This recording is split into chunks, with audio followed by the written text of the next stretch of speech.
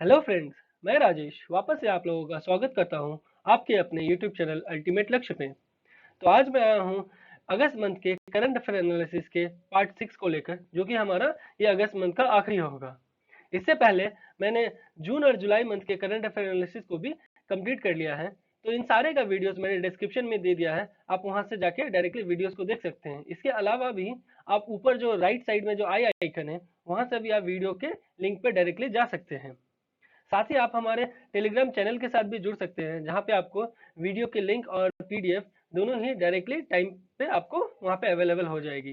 ठीक है, शुरू करते हैं आज का लेक्चर। और जैसा कि शुरू करने से पहले हम एक मैप क्वेश्चन से शुरुआत करते हैं। तो आज का ये मैप क्वेश्चन हुआ ये: identify the country which has launch its space telescope named Spektr RG. ठीक है, ये स्पेक्टर आरजी इस तरह का जो टर्म वर्ड है, इस तरह से आप रिलेट कर सकते होंगे कि ये रशियन ही होगा। तो रशिया ने लॉन्च किया एक स्पेस टेलीस्कोप जिसका नाम था स्पेक्टर आरजी। और ये किसके साथ जर्मनी से कोलैबोरेट करके बनाया गया है, जॉइंटली बनाया गया है। और ये एज अ रशियन हबल के तौर पे बनाया गया है। ठीक है, तो ये तो हुआ स्पेस। और ये टेक्निकल वर्ड्स जो कि मतलब मिनिमम हम अगर इंफॉर्मेशन रखते हैं वो भी काफी है। हमें इस टॉपिक से रिलेटेड कोई रॉकेट साइंस इंजीनियरिंग करना नहीं है, हमें बस एज अ एस्पिरेंट आपको कितना नॉलेज होना चाहिए उसका आपको बस पता होना चाहिए। ठीक है, तो ये तो हो गया। पर हम मैप के पॉइंट ऑफ व्यू से इसे जानना जरूरी है कि ये कौन सा कंट्री से रिलेटेड है। जैसे रशिया, तो इसके आसपास के लोकेशन और इससे इसके जो है फिजिकल मैप के बारे में भी थोड़ा जान लेते हैं। जैसे ये हो गया रशिया कंट्री, ये देख पा रहे होंगे आप लोग। उसके अलावा जो आसपास में जो उरल माउंटेन्स होता है ना, कहा जाता है ये यूरोप और एशियन मतलब एशिया को यहाँ पे डिवाइड करते हैं। ठीक है, उसके अलावा ये जो लेक बैकाल है, ये आप इसके बारे में काफी न्यूज में सुनेंगे। जो काफी सबसे ज्यादा नेगेटिव टेम्परेचर इस जगह इस ये लेक में पाया जाता है, जो सबसे डीपेस्ट भी इस रशियन के लिए है। ठीक है, और साथ ही में आप ये देख पा रहे हैं कुछ रिवर्स है यहाँ पे। उसके बाद रेंज है सेंट्रल साइबेरियन प्लेट्यू। उसके अलावा अल्टाई माउंटेन्स है, सयान माउंटेन्स है, वेस्ट साइबेरियन प्लेन है। उसके अलावा इधर हो गया आपको लैप्टेव सी हो गया, ईस्ट साइबेरियन सी हो गया, सी ऑफ ओकोजोक हो गया इधर। यहाँ आपको इस थोड़ा इधर जाएंगे तो आपको जापान और ये मिल जा रहा है। ठीक है, तो ये सब सारी चीज आप थोड़ा ध्यान दीजिएगा। इस तरफ हो गया चाइना।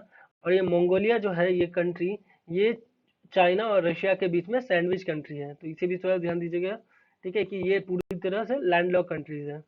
और ये तो यूरोपियन यहाँ पे चला गया नदी वगैरह। तो इधर ऊपर आर्कटिक सी हो गया, ये बारमेंट सी बेरेंट सी हो गया इस तरफ। उसके बाद कारा सी हो गया इधर।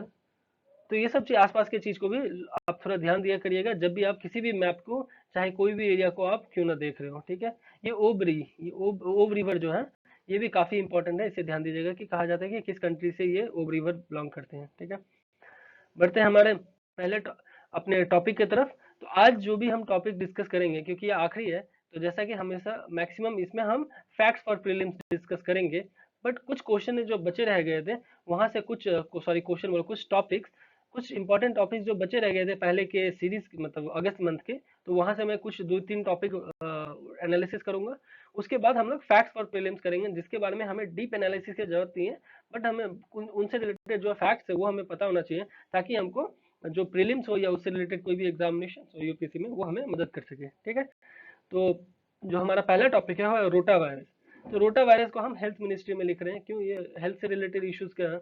तो न्यूज में इसलिए बना हुआ था क्योंकि हेल्थ मिनिस्ट्री ने फिलहाल रोटा वायरस वैक्सीन, जो कि हर चाइल्ड जितने भी बच्चे हैं उनको हर स्टेट और यूनियन टेरिटरी में देने का सोचा था, वो भी 2 सितंबर 2019 तक में ही। तो ये ऑलरेडी हो चुका होगा, क्योंकि अगस्त मंथ में रिलीज किया गया था और 1 महीने के अंदर देने का अपना प्रोग्राम रखे थे, ताकि रोटा वायरस का वैक्सीन हर बच्चों को दिया जा सके।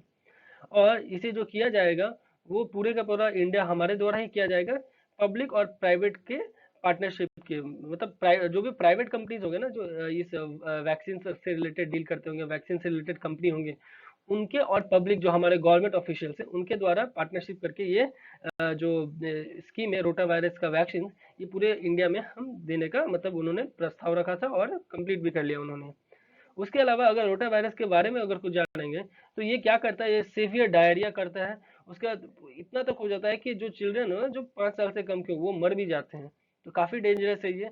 उसके अलावा ये रिस्पॉन्सिबल है ये रोटा वायरस 10% जितना भी चाइल्ड मोर्टेलिटी है ना हर साल का, चाइल्ड मोर्टेलिटी मतलब जो 1 साल के अंदर में जो मर जाते हैं बच्चे, तो ये चाइल्ड मोर्टेलिटी रेट भी ना 10% जो मोर्टेलिटी है उसका रीजन रोटावायरस ही है। एक्चुअली ये किड्स में मैक्सिमम ये जो फीवर कर देता है, नौसिया कर देता है, वोमिटिंग होने लगते हैं, उसके अलावा एब्डोमिनल क्रैम्प्स आ जाती हैं, उसके अलावा फ्रीक्वेंट वाटर डायरिया, मतलब वाटरी डायरिया इस टाइप का हो जाता है। डायरिया मतलब पेट जिस तरह से आपको लूज मोशन आप जो बोलते हैं नॉर्मल लैंग्वेज में, तो इस तरह का जब होने लगता है ना, तो हम समझते हैं ये नॉर्मल डायरिया चल रहा है, पर ऐसा कुछ नहीं होता। वो रोटा वायरस का इन्फेक्शन रहता है, हम नॉर्मल डायरिया समझ के चलते जाते हैं, दवा लेते जाते हैं और रोटा वायरस का वैक्सीन नहीं लेते, जिसकी वजह से बहुत सारे बच्चे तो ऐसे मर जाते हैं और कितने का तो सिर्फ इतना हालत खराब हो जाता है कि बेड से उठ नहीं पाते हैं। ठीक है, तो इसके अलावा ये जो ट्रांसमिशन का अगर जानेंगे ना, ये वायरस क्या फैलता है, कैसे कैसे फैलता है, तो ये एक्चुअली में ये फैलता है मैक्सिमम ये फेशियल ओरल रूट से। मतलब जो भी फेशियल है ना, जो भी जैसे ओपन डेफिकेशन फ्री हमारे कंट्री में क्यों लाया जा रहा है, बस ये सब रीजन से ही। क्यों? क्योंकि जो भी आप किसी भी मतलब लैंड एरिया या किसी जगह में अगर फेशियल अगर वहां पड़ा हुआ है, मतलब जो भी, तो वो क्या होता है, ओरली जब उसका जो भी मतलब वो जो उसका जो भी मतलब ये होता है ना, जो ऊपर उड़ते रहेगा और आएगा, अगर आपके ओरली आपके कांटेक्ट में आ जाता है, तो क्या होता है कि ये पूरी के पूरा आपको कंटेमिनेट कर दिया। उसके अलावा जो भी सरफेस पे ये आएगा वो भी उसको भी कंटेमिनेट कर दे रहा है, और मैक्सिमम पॉसिबल ये हो जाता है कि ये रेस्पिरेटरी रूट को पूरी तरह से वहां पे अटैक कर देता है, जिसके वजह से ये पाया जाता है कि मतलब डायरिया ना इतने जल्दी इसलिए इन्फेक्ट कर जाता है। आप नेक्स्ट जब भी आप मतलब कुछ इस तरह से ट्रीटमेंट हो, तो आप पहले आप एक रोटा वायरस का भी चेकिंग करवा लें, अगर आपके किसी आसपास के बच्चों को है, क्योंकि वो मैक्सिमम खेलते टाइम किसी भी प्लेग्राउंड में चले जाते हैं और वहाँ पे ये फेशियल जो भी है वो आपके पॉटी वगैरह ये सब किसी भी चीज़ के वो पड़े रहते हैं, जिसको इनडायरेक्ट वे में वो अपने हाथ या मुंह या किसी से कांटेक्ट में आ गए, और उसके बाद क्या हो जाता है कि वो पूरी तरह से रोटा वायरस का इन्फेक्टेड हो जाते हैं। ठीक है, बढ़ते हैं अगले टॉपिक के तरफ, जो कि है सेरिसिन। सेरिसिन क्या है? ये प्रोड्यूस करता है सिल्क वर्म्स। ये प्रोड्यूस किसके द्वारा किया जाता है? जो सिल्क वर्म होता है ना, आपने पढ़ा होगा शायद सेरीकल्चर का टॉपिक में, तो सिल्क वर्म इसको ये सेरिसिन प्रोड्यूस करता है। ये एक तरह का सिल्क प्रोटीन है, और उसको मतलब एज अ एंटीऑक्सीडेंट और मतलब अदर मेडिसिनल प्रॉपर्टीज में ये काम आया जाएगा बहुत ही अच्छे मायने में। तो जानते हैं किस किस मायने में क्या रहता है? ये किया जा सकता है आपको, मतलब जो सनबर्न हो गया, प्रीमेच्योर एजिंग हो गया, रिंकलिंग हुआ, स्किन कैंसर तक में भी ये सब, ये जो सेरिसिन जो है ये प्रोटीन, ये काम आया जा सकता है उनके ट्रीटमेंट से रिलेटेड। तो ये काफी एक्चुअली में ये क्या है, एंटीऑक्सीडेंट है। तो उससे रिलेटेड आपको मतलब बहुत सारा ये उस तरह का प्रोटीन है जो कि ये सब सारे प्रॉब्लम्स और डिजीजेज में आपको हेल्प कर सकते हैं। ठीक है, बढ़ते हैं अगले टॉपिक पे, जो कि है Himalayan states demand green bonus और सेपरेट मिनिस्ट्री का भी। तो मतलब हिमालयन जितनी भी स्टेट्स है ना, टोटल कितने स्टेट्स हैं? कुल मिला के तो ऐसे 11 बोलते हैं, पर जो नॉर्थ ईस्टर्न स्टेट्स को अगर हम एक्सक्लूड कर दे तो वो 7 हो गए, नॉर्थ 7 स्टेट्स उधर हो गए। उसके अलावा 4 जो भी होते हैं ना, वो इम्पोर्टेंट जो भी है हमारे हिमालयन स्टेट्स हैं। कौन कौन है आप मुझे कमेंट बॉक्स में बताइए। तो ये हिमालयन स्टेट्स ने क्या किया कि हमें ग्रीन बोनस चाहिए, ये ग्रीन बोनस नाम का टर्म है, इसे ध्यान में रखिएगा।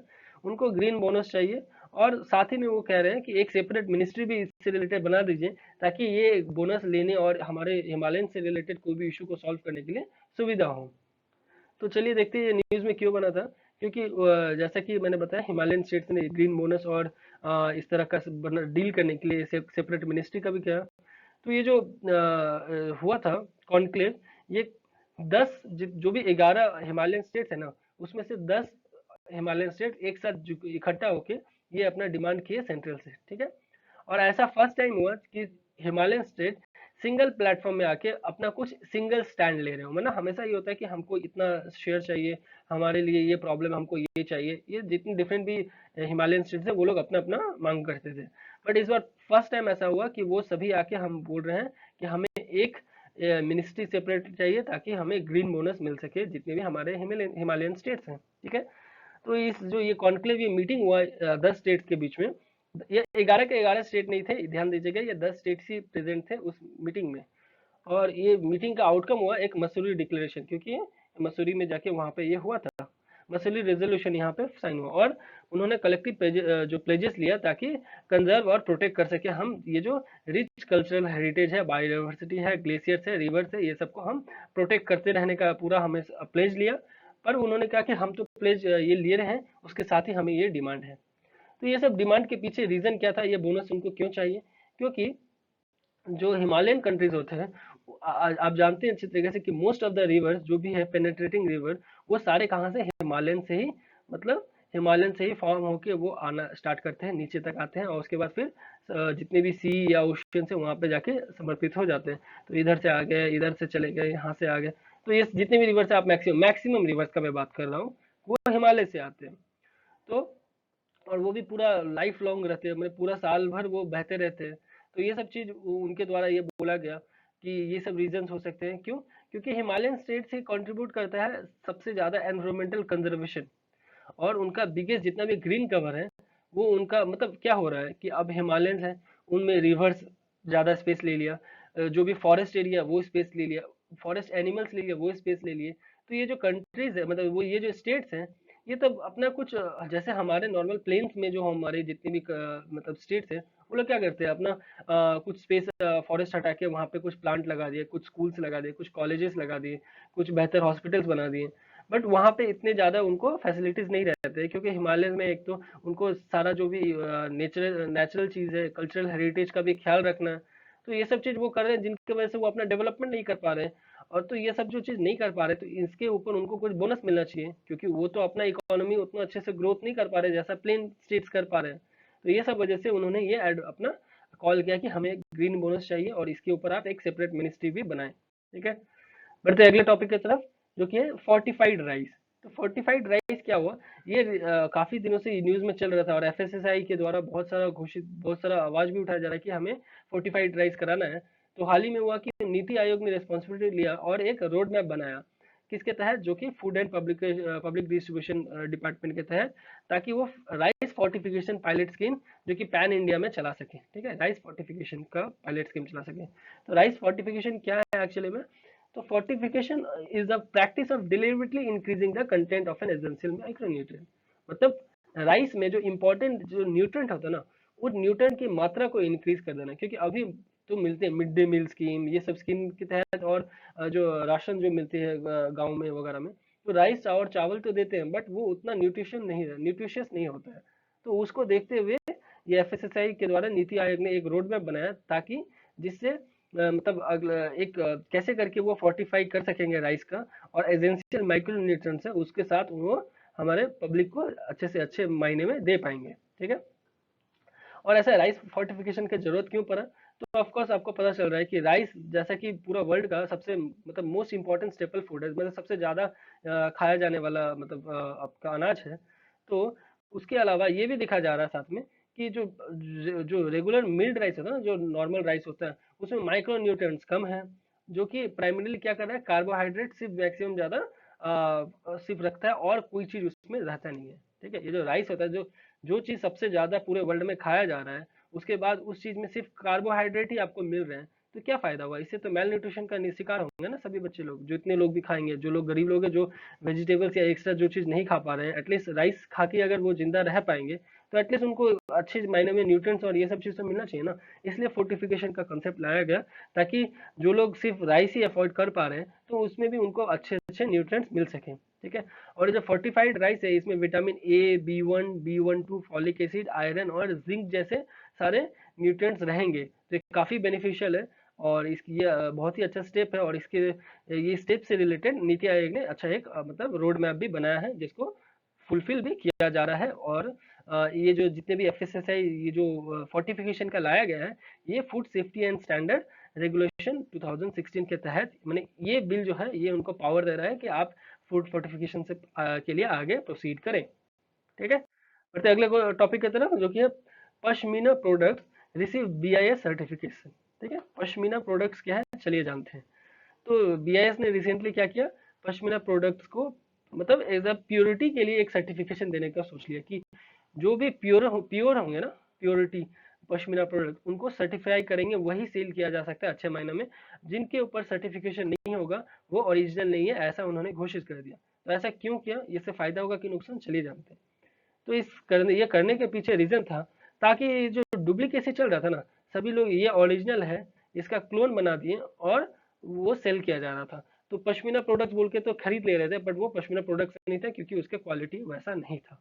और जिसके वजह से कि आप को मैं अच्छे से आगे अभी बता दूंगा, ये पश्मीना प्रोडक्ट एक्चुअली ये वहाँ के जो पार्टिकुलर जो है, वो एक तरह से गांव के लोग, वो लोग अपना अपना मेहनत और खून पसीने के मेहनत से वो लोग ये बनाते हैं, और उसके बाद क्या करते हैं मार्केट में उसको एक तरह से क्लोन करके, पर मार्केट में कोई और बेच रहे हैं, वो भी क्लोन करके एग्जैक्टली उसकी तरह, पर वो क्वालिटी उसमें मिलता नहीं है। तो जिसकी वजह से लॉस तो उनका ही हो रहा है ना। लोकल आर्टिसन और नोमैड्स जो है, जो इसके ऊपर काम कर रहे हैं, जो बना रहे हैं अपना, उनको ये लॉस हो रहा है। तो ये सब चीज से रिलेटेड प्योरिटी का भी ख्याल रखना है।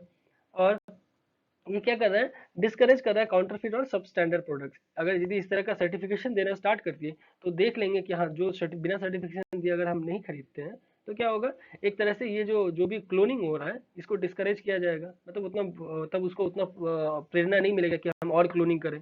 तब उनको सर्टिफिकेशन के लिए अपना प्योरिटी पे ध्यान देना पड़ेगा।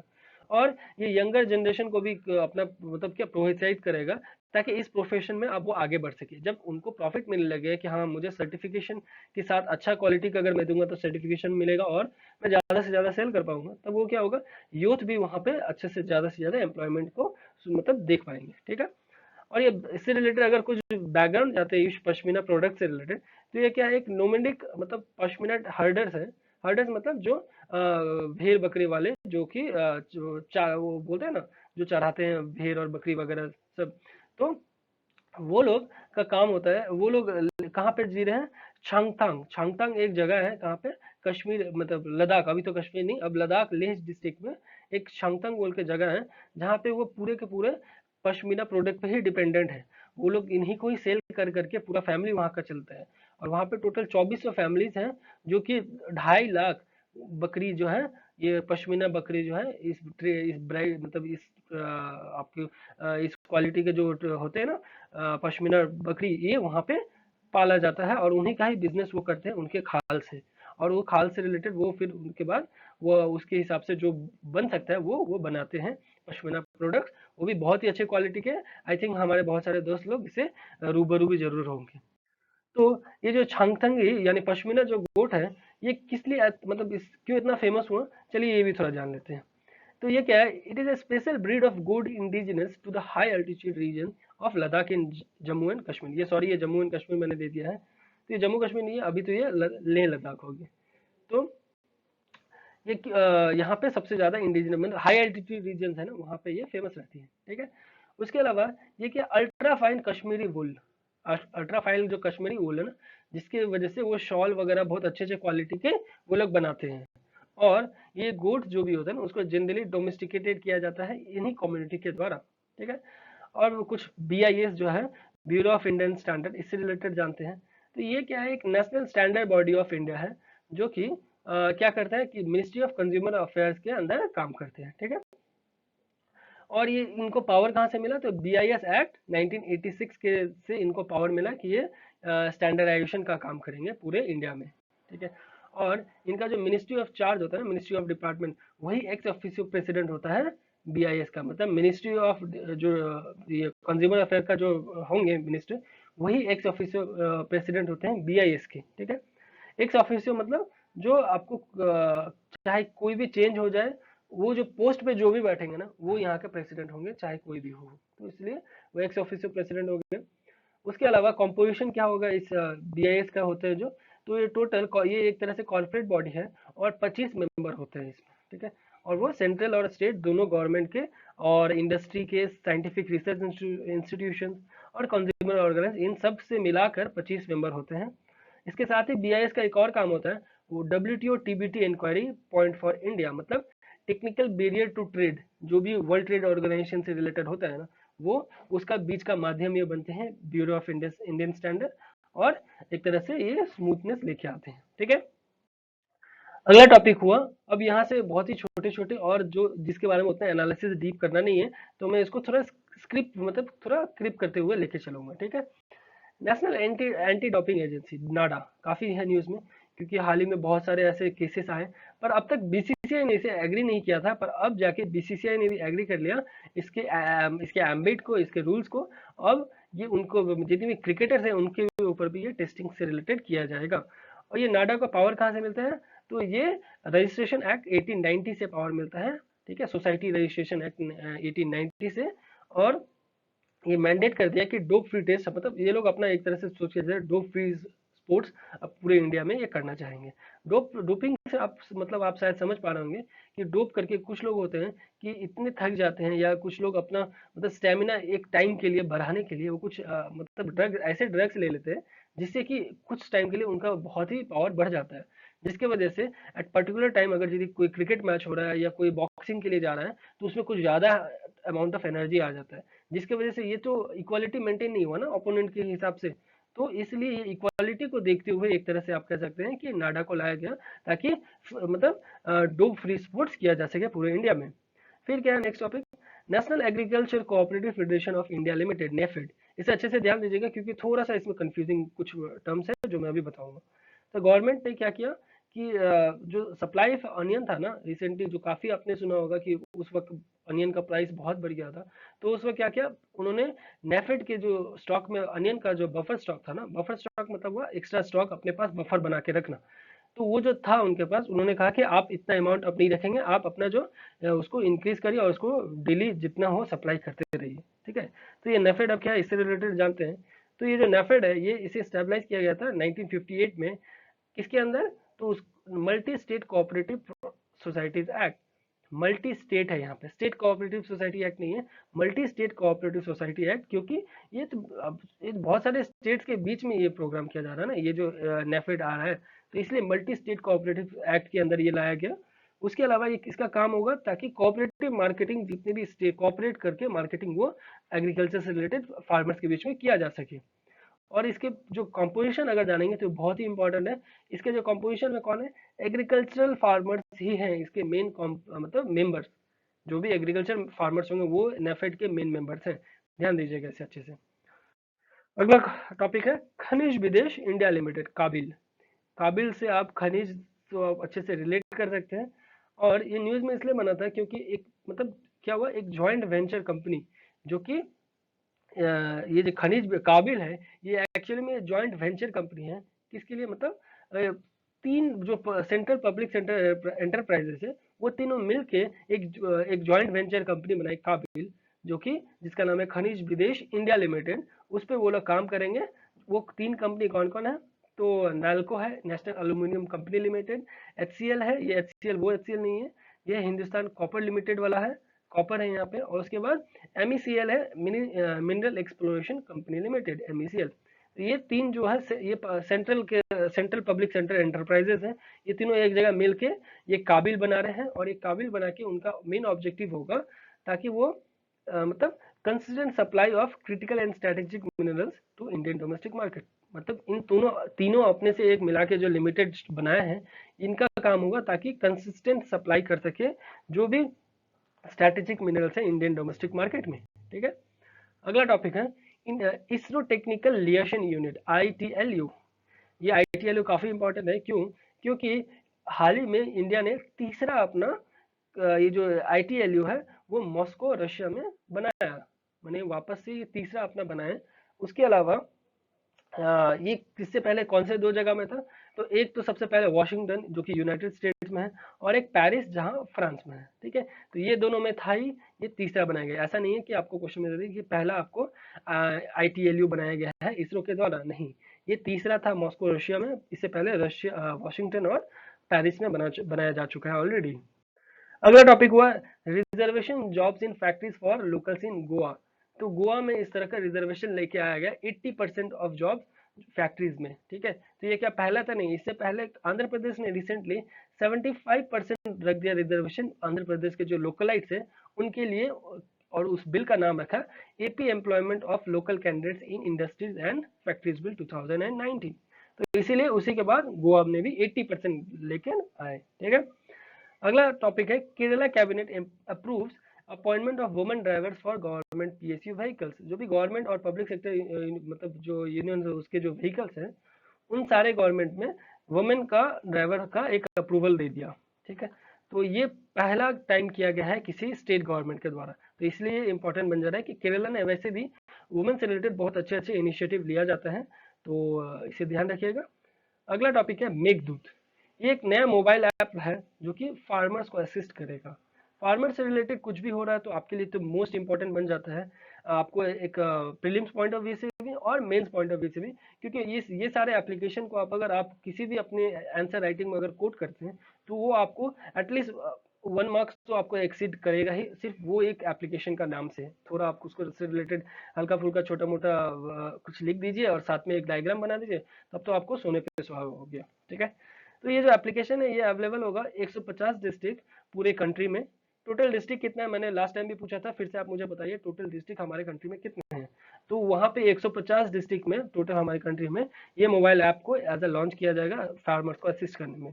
और ये एप्लीकेशन को व्हाट्सएप और फेसबुक से भी इंटीग्रेट किया जा रहा है, और फ्यूचर में ये भी मतलब एजम्पशन किया है कि इसे यूट्यूब से भी इंटीग्रेट कर देंगे। तो इसी एप्लीकेशन के थ्रू आप व्हाट्सएप, फेसबुक और यूट्यूब को भी मतलब हैंडल कर सकेंगे, और सुविधा रहेगा कि एक ही जगह आपको मिल रहा है और सारा कनेक्टेड रहेगा।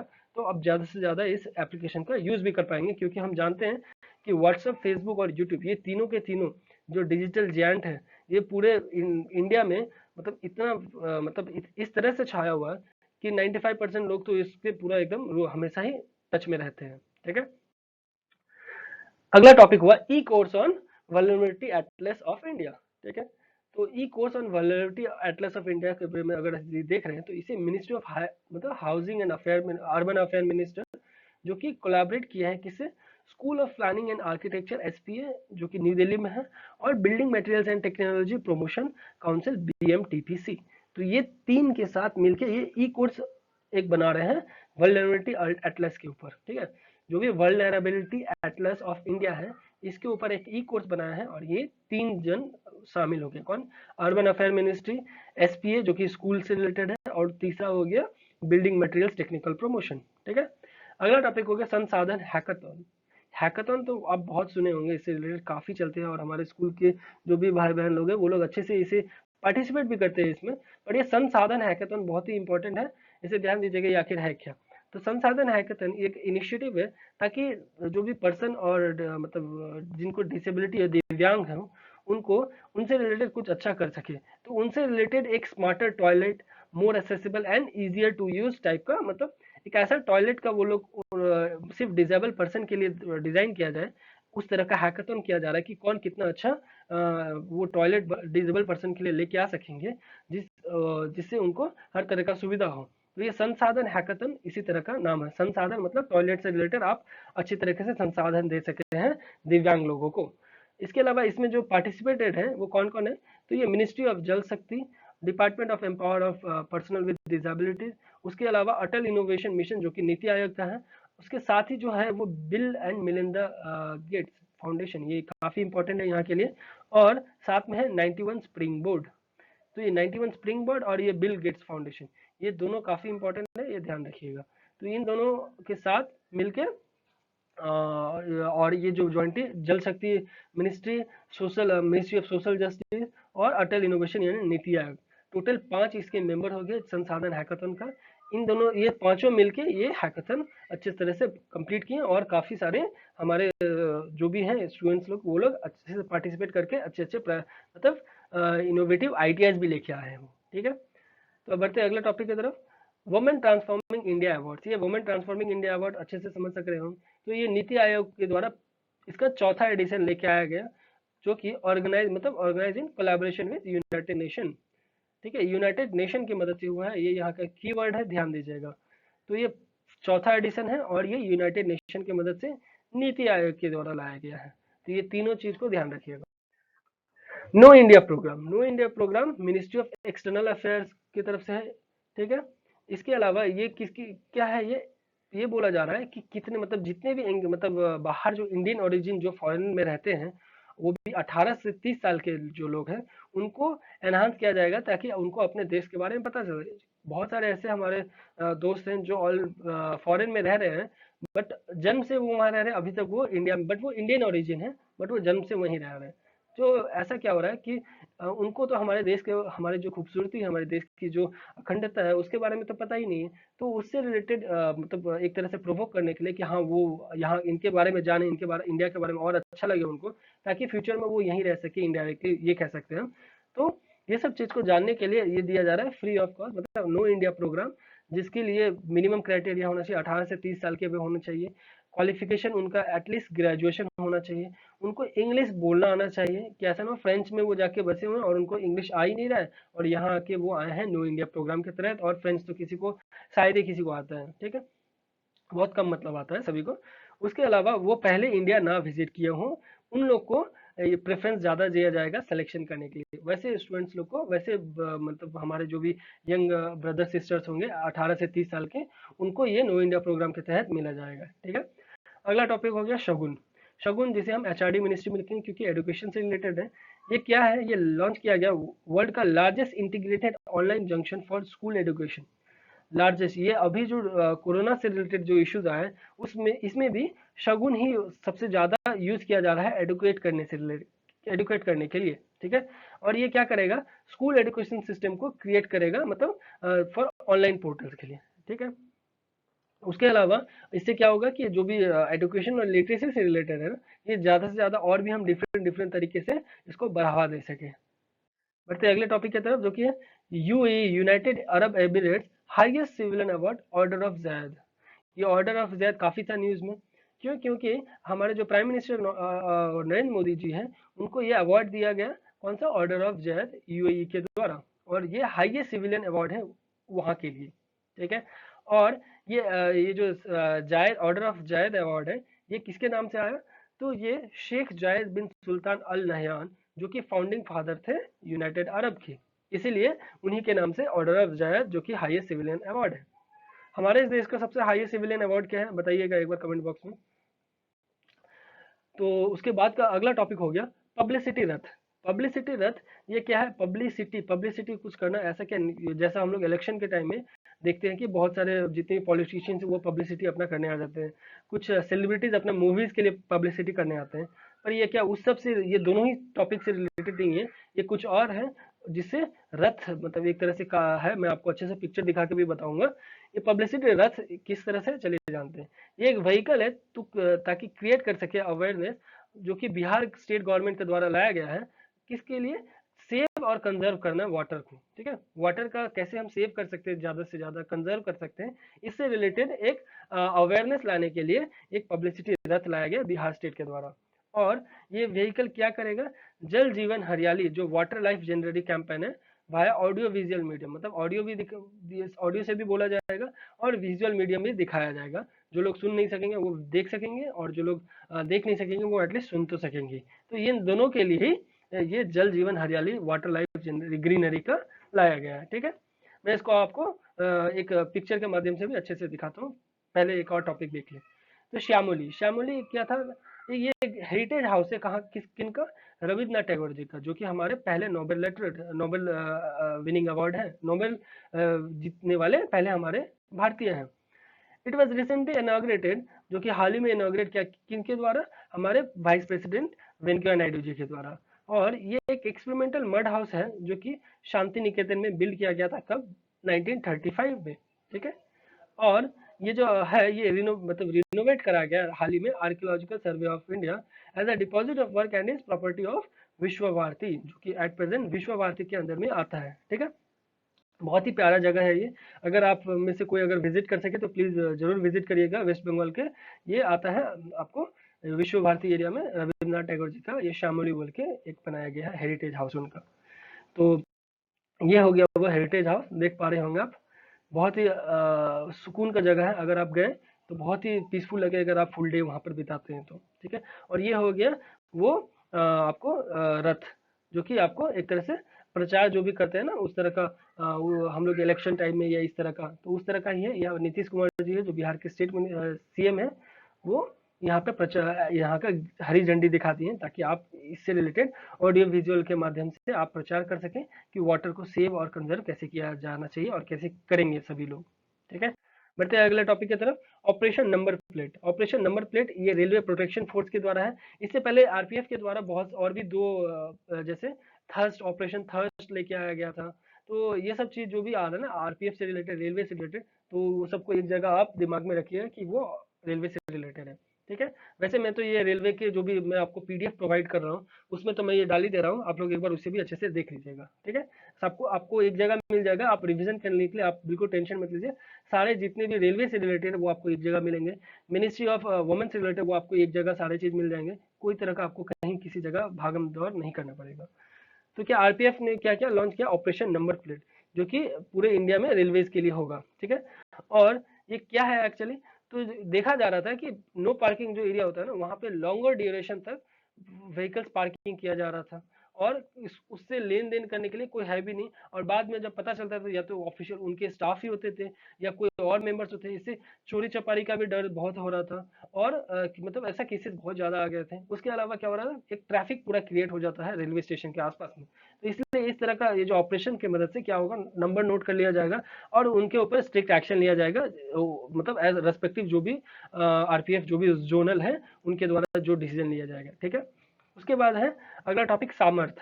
सामर्थ ये क्या है, इसे फ्लिपकार्ट के द्वारा लॉन्च किया गया है। ठीक है, ये क्या है, आर्टिशियंस और वेवर जो भी हमारे जो भी वेवर्स होते हैं ना, जो भी हैंडीक्राफ्ट वगैरह ये सब जो हाथ हाथ से अपना कला दिखाते हैं, उनके लिए ये समर्थ किया जा रहा है कि फ्लिपकार्ट उनसे डायरेक्टली लेंगे और अपने जो ऑनलाइन पोर्टल है फ्लिपकार्ट का उनमें वो सेल करेंगे। तो इससे क्या होगा, उनको डायरेक्टली बेनिफिट होगा। तो एक तरह से सामर्थ किया जा रहा है फ्लिपकार्ट के द्वारा हमारे उन आर्टिशियंस और वेवर्स के लिए। ठीक है, अगला है बैलिस्टिक मिसाइल गजनवी। ये बैलिस्टिक मिसाइल गजनवी क्या है, तो ये गजनवी हमारे इंडिया से रिलेटेड नहीं है, ये किसके द्वारा बनाया गया है, ये पाकिस्तान का ये surface to surface ballistic missile है। ठीक है, और ये कैपेबल है ताकि ये 290 किलोमीटर तक वो वारहेड को अटैक कर सके। तो ये गजनवी है, आपको आईएनएस गजनी भी सुने थे, और ये गजनी से रिलेटेड आपको मूवी भी आया हुआ है कि किस तरह से जो गजनी जो हमारे विशाखापट्टनम को अटैक कर रहे थे। काफी अच्छा मूवी है, मैं आप लोगों से रिक्वेस्ट करूंगा एटलीस्ट एक बार माइंड फ्री करने के लिए थोड़े देर के लिए मूवी जरूर देख लें, वैसे भी आज संडे है। ठीक है, बढ़ते हैं अगले टॉपिक की तरफ जो कि है इन्वर्टेड यील्ड कर्व। ये इन्वर्टेड यील्ड कर्व क्या है, आगे पहले मैं स्टेटमेंट पढ़ लेता हूँ फिर मैं आपको अच्छे से एक्सप्लेन भी करता हूँ। तो यील्ड कर्व क्या है, एक्चुअली में relationship between interest rate earn on lending money for different duration. ठीक है, आप अगर कुछ 100 रुपए अगर यदि 6 महीने के लिए करते हैं तो आपको कुछ इंटरेस्ट मिलेगा, और अगर आप 1 साल के लिए करते हैं तो कुछ इंटरेस्ट मिलेगा। तो डिफरेंट ड्यूरेशन पे आपको सेम अमाउंट ऑफ मनी का से मतलब डिफरेंट डिफरेंट इंटरेस्ट रेट मिलेगा, ये तो आप अच्छे से रूबरू हुए। बट क्या हुआ, यूएस ने रिसेंटली जो 10 साल का जो बॉन्ड रेट था ना उसको अचानक गिरा दिया, और जो 2 साल या 2 साल मतलब शॉर्ट ड्यूरेशन के जो थे उसको बढ़ा दिया। उसकी को कहते हैं मतलब जो यील्ड कर्व था वो इन्वर्ट हो गया। मैं आपको अब अच्छे से समझाता हूँ। हुआ क्या कि शॉर्ट ड्यूरेशन पे देखा जा रहा था कि अक्सर लोग क्या करते हैं कि अपना मान लीजिए 1 लाख रुपए डिपॉजिट करते हैं, 10% पे अगर यदि उनको इंटरेस्ट मिल रहा है तो 1 लाख रुपए डिपॉजिट किया, 10 लाख रुपए तो 10% इंटरेस्ट है 2 साल के ऊपर, ताकि उनको इंटरेस्ट भी मिल जाए 2 साल के लिए और फिर वो अच्छे से ये कर ले। पर प्रॉब्लम क्या हो रहा है यहाँ पे कि इस तरह से तुरंत विड्रॉ भी कर ले रहे हैं और 1 लाख के लिए दे रहे हैं। क्यों वो करें, क्योंकि वो सोच नहीं पा रहे कि मे बी कल को बैंक डूब गया या कुछ ऐसा इशू आ गया तो उनका पैसा डूब जाएगा, इसलिए शॉर्ट शॉर्ट पीरियड पे वो लोग डालते हैं, और ताकि मैक्सिमम प्रॉफिट ले सके, क्योंकि इसी चीज के लिए मतलब इस तरह से प्रॉफिट दिया जाता है इंटरेस्ट। बट यूनाइटेड स्टेट्स ने क्या किया कि अब यहाँ पे जो शॉर्ट टर्म में जो अगर 2 साल के लिए आप कुछ अमाउंट अगर डिपॉजिट करते हैं तो उस पर इंटरेस्ट मान लीजिए 5% दे रहा है, तो आप अगर क्या हो रहा था, अगर आप 10 साल के लिए करते हैं तो आपको उससे कम मिल रहा था। क्यों, क्योंकि उसमें इन्फ्लेशन सब कुछ भी दिखाना पड़ता है ना, इन्फ्लेशन अब 10 साल के अंदर बढ़ते रहेगा घटते रहेगा। तो यूनाइटेड स्टेट्स ने इसे उल्टा कर दिया, इन्वर्ट कर दिया कि अब जो लॉन्ग टर्म के लिए अगर डिपॉजिट करेगा तो उनको 5% दिया जाएगा, और जो शॉर्ट टर्म के लिए करेगा उनको 10% दिया जाएगा। इससे क्या होगा, वो ज्यादा से ज्यादा पैसा अपने रखेंगे, और ये इनडायरेक्टली मतलब जब भी वो इन्वर्टेड यील्ड कर्व का कंसेप्ट लेके आते हैं तो उनके उसके बाद ही बहुत सारा रिसेशन का इशू आने वाला होता है। तो ये सबसे पहले मतलब यील्ड कर्व आया इन्वर्टेड, तो यानी रिसेशन आने वाला है, जो कि 2008-9 के क्राइसिस के समय भी ऐसा देखा गया था। और ये बट मैक्सिमम जब भी रिसेशन से रिलेटेड वो डील मतलब स्टार्ट करने वाले हैं तो ये इन्वर्टेड यील्ड कर्व का कंसेप्ट लेके आते हैं, और लॉन्ग टर्म ड्यूरेशन को उनको गिराना वो मतलब ज्यादा से ज्यादा रिड्यूस करने के लिए वो ऐसा काम करते हैं कि जब इंटरेस्ट रेट ही कम करेंगे तो सबको उससे हटा के वो शॉर्ट टर्म में भागना चाहेंगे। जब शॉर्ट टर्म में भागना चाहेंगे तो ताकि उनको इंटरेस्ट, इन्वेस्टर्स को तो इंटरेस्ट चाहिए ना ज्यादा से ज्यादा, तो इंटरेस्ट ले सके तब वो लॉन्ग टर्म से हटा के शॉर्ट टर्म में डाल देंगे। ठीक है, बढ़ते हैं अगले टॉपिक की तरफ जो कि है कजिन सारा लाइक। ये कजिन सारा लेक है, ये क्या है? तो ये हाल ही में नेपाल में ये डिस्कवर किया गया है, ये ताकि, और यहाँ पे एक मतलब क्या सबसे वर्ल्ड का हाईएस्ट लेक मतलब डिक्लेयर किया गया, वर्ल्ड का ये हाईएस्ट लेक है, ध्यान दीजिएगा। क्योंकि आप जानते हैं माउंट एवरेस्ट कहाँ पे है? नेपाल में है। और उसी के आसपास में क्या है, ये हाईएस्ट लेक जो कि नेपाल में पड़ रहा है, क्या नाम है? कजिन सारा लेक। ठीक है। उसके बाद ओकोउल, जो कि एक आइलैंडिक मतलब आइसलैंड का ये टर्म है, मैं ठीक से प्रोनाउंसिएशन नहीं कर पा रहा हूँ, आप इसे गूगल कर लीजिएगा। पर ये ओकुल जो ग्लेशियर है, ये हाल ही में न्यूज में था एज अ इम्पोर्टेंट मतलब लोकेशन के तौर पे आप इसे रखिए दिमाग में। क्यों? क्योंकि ये जो क्या हुआ, ये ग्लेशियर जो था ना, ये पूरी तरह से ब्लैक हो गया, मतलब पूरा से पूरा ग्लेशियर एकदम खत्म हो गया। अब वो मैंने वहां रहा ही नहीं, अब बर्फ जो भी था ग्लेशियर का लेयर, वो खत्म हो गया वहां से। और वैसे तो इसे 2014 में ही ऑफिशियली डेट डिक्लेयर कर दिया, क्योंकि अब वहां पे था ही नहीं कुछ। बट अब तो ऐसा हो गया कि अब ये थोड़ा मूव भी नहीं कर पा रहा है। ठीक है। तो इसीलिए ये काफी न्यूज में बन गया था, क्योंकि ये अब धीरे धीरे, क्योंकि आइसलैंड क्या एक आइलैंड कंट्री है। अब वहाँ का जो अगर यदि तापमान अगर बहुत ही ज्यादा अब मतलब घटना स्टार्ट हो गया, मतलब बढ़ना स्टार्ट हो गया, जो कि इनडायरेक्टली वहाँ तो सबसे ज्यादा इफेक्ट कर रहा है, बट हमें ये इफेक्ट कर रहा है, पर हमें ये अभी अंदाजा नहीं हो रहा है। बट हाँ, ये कोरोना की वजह से मैं उम्मीद कर सकता हूँ कि शायद ये अभी वापस से जो नेचर का जो रिवैम्प हुआ है, ये बहुत ही फायदा हुआ है। एटलीस्ट एक जगह में तो हमें फायदा मिला है, वो है ये कोरोना की वजह से, कि नेचर को ये वापस से रिवैम्प किया जा सका है। ठीक है। अगला टॉपिक है भारत रत्न। भारत रत्न जो कि हमारा मैंने अभी हाल ही में थोड़ी देर पहले मैंने क्वेश्चन ही पूछा था, हाईएस्ट सिविलियन अवार्ड है हमारे देश का। तो इस बार का जो 2019 में जो दिया गया है, वो 3 लोगों को दिया गया है। वो कौन कौन थे? जो श्री नानाजी देशमुख, जो कि ऑलरेडी पोस्टह्यूमसली मतलब जो पहले मर चुके हैं। फिर भूपेंद्र हजारिका जी, वो डॉक्टर थे, उनको भी पोस्टह्यूमसली दिया गया है। बट श्री प्रणब मुखर्जी जी, जो कि हमारे एक्स प्रेसिडेंट थे हमारे रामनाथ कोविंद जी से पहले, उनको भी ये दिया गया है as a Bharat Ratna award. ठीक है। तो ये ज्यादा न्यूज में इसलिए बन गया था प्रणब मुखर्जी, क्योंकि ये वैसे तो ये मतलब अपोजिशन पार्टी से थे, कांग्रेस की तरफ से थे, बट इनको बीजेपी के द्वारा नॉमिनेट किया गया और इनको भारत रत्न भी दिया गया। तो काफी ज्यादा कंट्रोवर्सी में थे, क्यों आया, किस लिए आया। तो चलिए देखते हैं, वो सब हमारे पॉइंट ऑफ डिस्कशन में अभी फिलहाल नहीं है। तो और ये भारत रत्न से रिलेटेड जानते हैं कि ये कहीं भी नहीं लिखा हुआ है कि ये सिर्फ इंडियन सिटीजन्स को ही दिया जाएगा। ये बात ध्यान में रखिएगा कि ऐसा क्वेश्चन दे सकता है कि भारत रत्न 3 इंसान को मिला, वो तीनों का नाम दे दिया। उसके अलावा सेकंड स्टेटमेंट आपको दे दिया कि भारत रत्न सिर्फ इंडियन सिटीजन्स को ही दिया जाता है, भारत रत्न सबसे बड़ा सिविलियन अवार्ड है हमारे देश का। तो सेकंड स्टेटमेंट उस जगह में गलत हो जाएगा। ठीक है। अगले क्वेश्चन, अगले टॉपिक पे बढ़ते हैं। आदि महोत्सव। आदि महोत्सव और ये वन महोत्सव दोनों एक मिलता जुलता टॉपिक था, पर ये दोनों अलग चीज है, इसलिए मैं एक जगह करके आपको समझा रहा हूँ। आदि महोत्सव जो है, ये एक ज्वाइंट इनिशिएटिव लिया गया ट्रैवल मिनिस्ट्री और ट्राइफेड, जो कि एक कोऑपरेटिव मार्केटिंग डेवलपमेंट है ट्राइबल्स के लिए।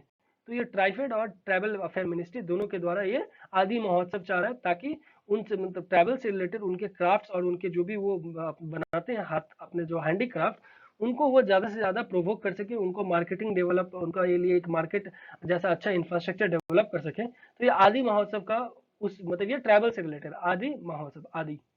बट वन महोत्सव ये तो पेड़ पौधे से रिलेटेड हो गया, तो ये हो जाएगा वन महोत्सव यानी एनुअल ट्री प्लांटिंग फेस्टिवल। ठीक है। पर है दोनों महोत्सव महोत्सव।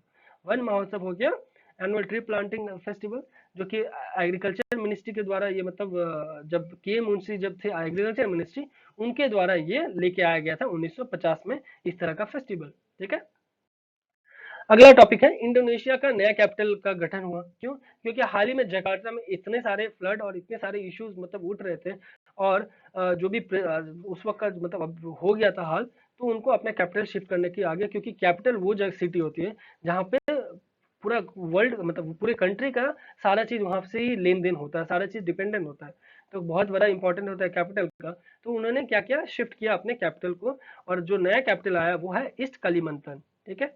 इस कालीमंथन को उन्होंने किया, जो कि अभी फिलहाल लेस पॉपुलेटेड एरिया है, जो कि बोर्नियो एक आइलैंड है इंडोनेशिया का, वहां पे ये लोकेटेड है। ठीक है। अगला टॉपिक है फिर बिहार से रिलेटेड है ये। Goga bill is Bihar first community reserve. Goga bill बोल के एक है, क्या है, एक लेक है, जो कि बिहार का पहला कम्युनिटी रिजर्व बना। तो क्या है ये जानते हैं। तो हुआ क्या कि एक गोगा बिल ऑक्सबो लेक होता है। ऑक्सबो लेक से रिलेटेड आप शायद ज्योग्राफी में पढ़े ही होंगे। तो ऑक्सबो लेक होता है वो कि जैसे ये नदी का बहाव है, ठीक है, ये नदी का बहाव है, तो धीरे धीरे जो फ्लो आते आते ना क्या होता है कि एक टाइम में ऐसा होता है कि ये धीरे धीरे जाते जाते ये यहाँ से ही कट जाता है। ठीक है, ये उधर उतना दूर नहीं जाके, जब पानी का फ्लो कम होता है तो वो यहीं से ही कट जाता है, उसके बाद यहाँ से स्टार्ट करने लगता है फ्लो। तो ये जो एरिया बन गया ना, ये अब धीरे धीरे यहाँ से ये सेडिमेंट आ जाएगा, बाद में ये क्या इस तरह का कुछ बन जाएगा। तो नदी अब यहाँ से फ्लो हो रहा है और ये एक लेक बन गया, तो इसी को कहते हैं ऑक्सबो लेक। ठीक है, ये ऑक्स का जो बो होता है ना, जैसे आप गाय होते हैं उसका एक बो यहाँ पे निकलता है, ये पीछे बैल का, ऑक्स का, तो वही उसी का एक ऑक्स का बो टाइप का बना और वहां से एक लेक बन गया। तो क्या हुआ कि ये जो गोगा बिल है, एक नया ऑक्सबो लेक बना बिहार के डिस्ट्रिक्ट कटिहार डिस्ट्रिक्ट में, जो कि स्टेट का पहला कम्युनिटी रिजर्व बना। सॉरी। ये जो गोगा बिल है, ये रिवर कौन से, महानंदा और कंखर रिवर है, जो कि एक गंगा का ट्रिब्यूटरी है। ठीक है, इंपॉर्टेंट ट्रिब्यूटरी है गंगा का। तो उसी से ही हटते हुए ये बना है ये गोगाबिल लेक। ठीक है, और ये जो इसी के साथ जो ये 15वां प्रोटेक्टेड एरिया बिहार का बन गया है, जिसे as a first community reserve रखा गया है, बट ये 15वां प्रोटेक्टेड एरिया बन गया है बिहार का। ठीक है, अगला टॉपिक है new species of fresh water fish found, मतलब दो नया स्पीसीज जो कि फ्रेश वाटर फिश में, ये ध्यान दीजिएगा, फ्रेश वाटर है, ये आपको उसके सलाइन वाटर, मतलब ये जो नमक वाला पानी में सॉल्टी वाटर का नहीं है, ये फ्रेश वाटर का है। क्या क्या है ये Glyptothorax Gopi is a new species of catfish. ठीक है, कैटफिश का ये नया है, जो कि मिजोरम का कलादन रिवर काफी फेमस है, क्योंकि ये म्यांमार से भी जुड़ता हुआ रिवर है। तो ये कलादन जो रिवर है, इसमें ये दो टाइप का, मतलब ये गोपी ग्लाइथोफोरैक्स गोपी जो कि एक कैटफिश है, वो पाया गया है नया स्पीसीज। उसके अलावा गरा सिम्बला बेरेनिसिस, जो कि हिमाचल प्रदेश का सिंबल बरा रिवर, इंपॉर्टेंट है, इसे लोकेशन के पॉइंट ऑफ व्यू से ध्यान रखिएगा, सिंबल बरा रिवर, क्योंकि यूपीएससी यही सब रिवर्स का नाम पूछता है। आपको लगता है कि पूरा वर्ल्ड का रिवर, पूरा इंडिया का रिवर्स आपको याद करना होगा, ऐसा कुछ नहीं होता। कि आपको जो भी न्यूज में बन रहा है रिवर्स ना, जैसे ये सिंबल बारा रिवर और कलादन रिवर, तो इस तरह का रिवर्स को आपको ध्यान रखना है, क्योंकि इसी तरह का रिवर आपको दे देगा और साइड में दे देगा मैच द फॉलोइंग टाइप का, कि ये इस स्टेट से बिलोंग करता है, ये स्टेट से बिलोंग करता है, और उसमें ही कोई राइट होगा, कोई इनकरेक्ट होगा, तो वो आपको पहचानना होता है। तो ये दोनों फिशेस इस स्पीसीज, दो नए स्पीसीज का है, और वो भी मिजोरम और हिमाचल प्रदेश से बिलोंग करते हैं। ठीक है, बढ़ते हैं अगले टॉपिक की तरफ, जो कि है 4 न्यू प्रोडक्ट्स जिसे जीआई टैग मिला गया। ठीक है, इसके अलावा भी और जो प्रोडक्ट है, पर एक एक करके सीक्वेंस में जैसे जैसे जीआई टैग दिया गया था, मैं उसी से डिस्कस कर रहा हूँ। ठीक है, जैसे ये हुआ पलानी पंचामित्रम। जो पंचामित्र आप हमारे बहुत सारे दोस्त लोग पूजा वगैरह होने के बाद जानते होंगे, इससे रूबरू होंगे। तो पलानी पंचामित्रम जो होता है ना, वो पलानी एक जगह है, कहाँ पे, तमिलनाडु में, और जो कौन से उसके दिंडीगुल डिस्ट्रिक्ट में। तो वहाँ पे ये जो पंचामित्रम एक पलानी टेम्पल है, वहाँ पे ये बहुत फेमस है। इसे रिलेटेड मैं अच्छे से आपको ये इस वाले जगह में आपको डिस्कस करूंगा। पहले दूसरा देख लेते हैं। तो ये क्या दूसरा है, तौलापुरम, और जो कि मिजो का Punchai from the state of Mizoram, मतलब तौलापुरम और पुंचाई, ये एक तरह का शॉल हुआ। ठीक है, एक शॉल है, दो ये अलग अलग डिफरेंट टाइप का शॉल्स हैं, जो कि मिजोरम का काफी फेमस है, इसलिए उनको भी ये जीआई टैग दे दिया गया। उसके बाद है तिरुर बीटल लीफ, मतलब बीटल मतलब पान का पत्ता टाइप का जो होता है ना, पान का पत्ता, वो उसको भी केरल की तरफ से वो जीआई टैग दिया गया। ठीक है, अगला है क्या, जीआई, फिर से जीआई टैग ही है, जो कि डिंडीगुल सेम डिस्ट्रिक्ट से ही है। क्या मिला, एक ताला जो वहाँ का होता है ना, लॉक, वो बहुत ही फेमस है। और ये लॉक जो आप कह सकते हैं, जब डिंडीगुल ने, मतलब डिंडीगुल में हैदर के द्वारा जब अपना फैक्ट्री बनाया गया था, हैदर और टिप्पू सुल्तान से आप रूबरू होंगे ऑलरेडी। तो हैदर के द्वारा डिंडीगुल में बहुत बड़ा फैक्ट्री बनाया गया था अपने आर्म्स से रिलेटेड, फ्रेंच की मदद से, फ्रेंच कंपनी की मदद से। तो उस वक्त के समय से ये जो लॉक है उस वक्त से रिलेटेड काफी फेमस था। तो ये वहां का इसे जीआई टैग मिल गया। उसके अलावा एक और है कंडंगी साड़ी, जो कि सेम तमिलनाडु से ही बिलोंग करता है। तो इसको भी एक कंडंगी साड़ी को भी जीआई टैग मिला। और ये जो जीआई टैग मिला है, ये कहाँ से, रजिस्ट्री इन चेन्नई की तरफ से। ठीक है, तो अब पलनी पंचमितम जो यहाँ हम पढ़े थे, इससे रिलेटेड मैं आपको कुछ एक्स्ट्रा इन्फॉर्मेशन दूंगा। ये जो पलनी है, वहाँ पे क्या है, मुरुगन टेम्पल है। मुरुगन टेम्पल जो है, वहाँ के जो चंद्रामित्र है, मतलब चंद्रामित्र जो होता है ना, जो हम लोग, वो उसको जीआई टैग दिया गया। इसीलिए ये पहला टेम्पल होगा जो कि प्रसाद से रिलेटेड किसी को, मतलब प्रसादम है, प्रसादम हम बोलते हैं तमिलनाडु में, प्रसादम बोलते हैं, ऐसे वैसे प्रसाद बोलते हैं हमारे नॉर्थ इंडिया में। तो ये प्रसाधन से रिलेटेड ये जीआई टैग दिया गया है। फर्स्ट टाइम ऐसा हुआ है, क्योंकि हमेशा ऐसे किसी चीज को दिया जाता है जो कि हैंडीक्राफ्ट या इस तरह से जो आर्टिसंस या उन लोग का प्रोडक्ट होता है जिसको मार्केट में डुप्लीकेसी ना किया जा सके और उनके प्रोडक्ट को भी मतलब एक तरह से मार्केटिंग हो जाए। तो पर लेकिन ये फर्स्ट टाइम ऐसा किसी टेम्पल के प्रसादम को दिया गया है, तो ये काफी बड़ा काफी इंपॉर्टेंट है ये। इसके अलावा ये जो बनाया जाता है ये 5 नेचुरल सब्सटेंसेस से बनाया जाता है। बनाना, जैगरी जो कि गुड़ जिसको बोलते हैं, काऊ घी, हनी और कार्डामम से। तो ये 5 चीज से बनाया जाता है, बहुत ही टेस्टी है। मैंने बहुत ट्राई किया हुआ है और बहुत काफी टेस्टी है और हेल्थ के लिए भी पॉइंट ऑफ व्यू से भी काफी आपके लिए फायदेमंद होगा। अगला टॉपिक है अद्रकलित बोलफा। ये क्या है एक्चुअली? एक नया स्पीसीज है स्टेगोसॉरस का, ठीक है, जो कि 168 मतलब 168 मिलियन ईयर्स एगो का ये मतलब डेटेड में ये उस वक्त जमीन में रखा गया था, उस वक्त ये जिंदा था। उसके अलावा ये oldest number of that group है, जो कि डायनासोर्स का ये सबसे ओल्डेस्ट ग्रुप है, ठीक है। ये मतलब ये डायनासोर्स का ये स्टेगोसॉरस है, जो कि ये अद्रतिक्लित बोलाफा, ऐसा ऐसा नाम आता है कि बोला भी नहीं जाता है। अद्रतिक्लित बोलाफा जो कि स्टेगोसॉरस, जो कि सबसे पहला डायनासोर्स का ग्रुप में माना जाता है, ठीक है। और ये फर्स्ट स्टेगोसॉरस जो है वो नॉर्थ अफ्रीका में पाया गया था, ठीक है। अगला टॉपिक पे बढ़ते हैं, जो कि है अंडन्स डे गिको। अंडन्स डे गिको क्या है? तो ये नेम पासिस, यहाँ से साइलेंट है, नेम पासिस जो कि अंडा नहीं मतलब इसको अंडन्स डे गिको भी बोला जाता है, is the most recent day gecko found in Nilgiris. ये मतलब नीलगिरी फॉरेस्ट वैसे भी आप जानते हैं बहुत ही इंपॉर्टेंट है हमारे कंट्री के लिए, मतलब वेस्टर्न घाट के पॉइंट ऑफ व्यू से। तो यहाँ पे ये मतलब मोस्ट रिसेंट डे गिको है जो पाया गया है और ये एंडेमिक है वेस्टर्न घाट के लिए, ठीक है। अगला हो गया टॉपिक तरंतुला। ये तरंतुला क्या है? तो ये तरंतुला जो विलुपुरम डिस्ट्रिक्ट, जो फिर से ये तमिलनाडु से रिलेटेड है, वहाँ का पक्का मलाई रिजर्व फॉरेस्ट में ये पाया जाता है, ठीक है। और इसे क्रिटिकली एंडेंजर्ड भी किया गया है। और ये किस तरह का है? एक स्पाइडर है, मतलब ये एक्चुअली में एक स्पाइडर है तरंतुला, जो कि genus Poecilotheria commonly known as peacock parachute spider या गुटी तरंतुला, ठीक है। ये इंपॉर्टेंट है, ध्यान रखिएगा, गुटी तरंतुला या पीकॉक पैराशूट स्पाइडर, मतलब स्पाइडर है बट लेकिन उनका उसका जो लुक है ना वो पूरी की तरह एकदम पीकॉक की तरह, जैसे नीला नीला और ये डिजाइन बने रहते हैं ना उस तरह का, ठीक है। बढ़ते हैं अगला टॉपिक की तरफ। पैंगलोस। पैंगलोस क्या है? तो एक प्रोफेसर पैंगलोस थे, जो कि एक कैरेक्टर था किसमें, एक नोवेल था, क्या नाम था, कैंडिड, ठीक है। और वो कब लिखा गया था? 1759 में। तो है क्या ये?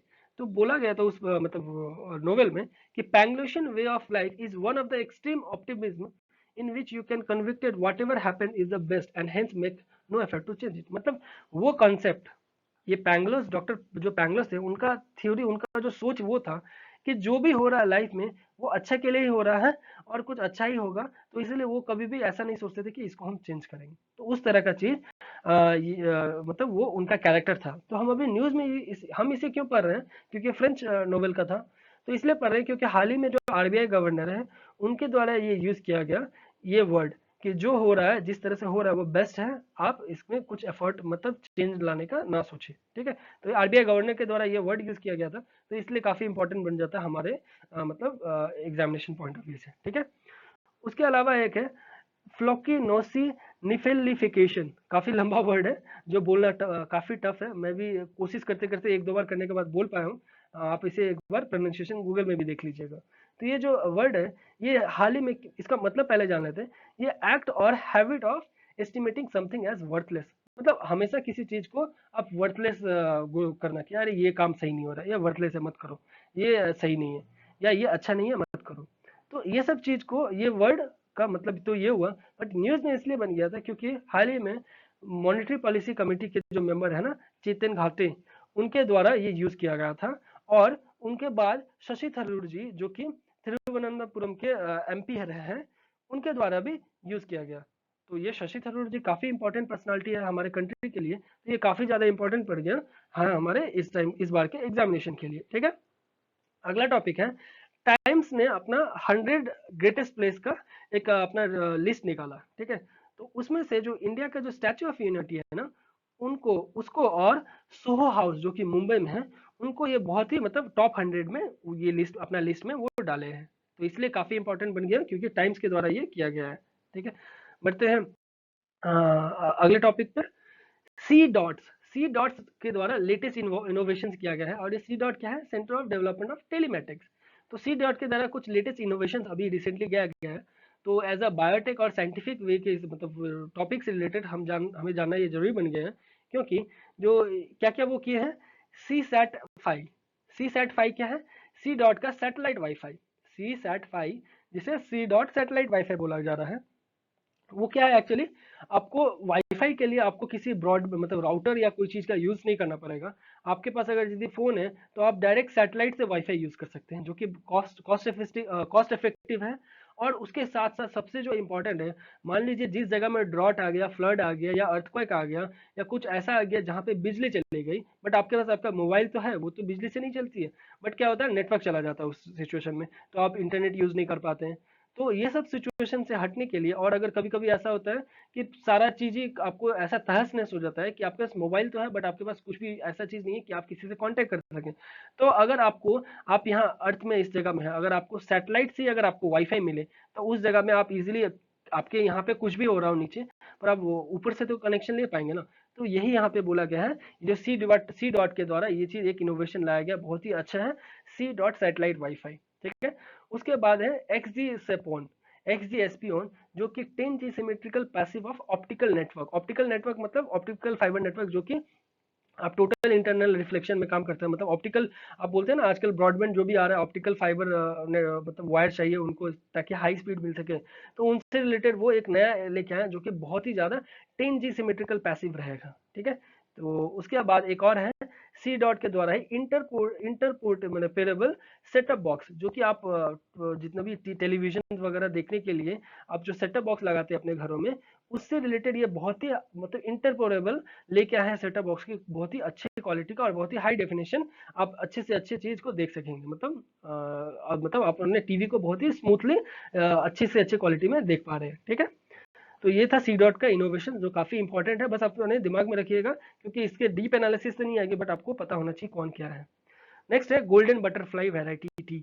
तो ये गोल्डन बटरफ्लाई वैरायटी टी क्या है, तो गुवाहाटी टी ऑक्शन सेंटर जीटीएसी के द्वारा एक इंटरनेशनल हिस्ट्री क्रिएट किया गया, जो कि उन्होंने 1 kg ऑफ ये जो टी है उनको वो 75,000 रुपये में बेचे हैं, जो कि इंटरनेशनल हिस्ट्री क्रिएट हो गया कि 1 किलो का चाय का दाम 75,000 रुपये है। ठीक है, नेक्स्ट टॉपिक है कॉप्रोलाइट। इसे कॉप्रोलाइट क्या है ये, एक्चुअली कॉप्रोलाइट वो है मतलब fossil faeces belonging to animals that lived million of years ago, मतलब फॉसिल फेसेस मतलब वो जो भी पॉटी और जो वो लोग अपना पॉटी वगैरह करते हैं ना जो एनिमल्स, तो उससे रिलेटेड है, जो भी फॉसिल्स वो प्रेजेंट रह जाता है और वो सूख के एक मतलब बिलियंस ईयर के बाद क्या होता है, उनसे रिलेटेड साइंटिस्ट को ये पता गया है, ये जो कॉर्पोलाइट्स क्या है, ये फॉसिल फेसेस है जो कि एनिमल्स का ही होता है, पर वो मिलियंस ईयर्स एगो होते हैं।